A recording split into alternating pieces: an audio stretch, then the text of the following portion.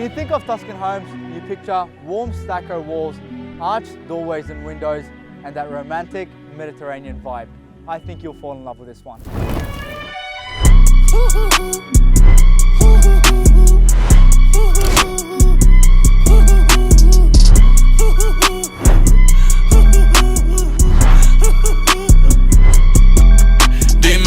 This 67 square mansion sits on approximately just over 2.5 acres of land.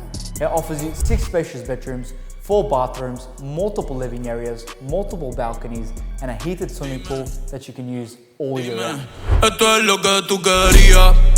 Yo soy fino, esto es trap de galería.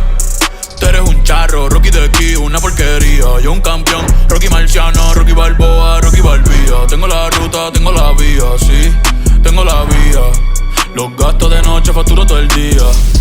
Tanta plata que me gusta que me chapen. Por eso le meto a tetas al pía. Ustedes no saben lo que es estar en alta mar cuando siento cuero. Que los zapatos te mame el bicho en el cielo. Lo que tira el 500,000 en el putero. Very rarely you'll find a Tuscan Spanish-inspired home like this one in Melbourne. There's not many around. Give me a call to make this yours. Son raperos, ahora son pocateros.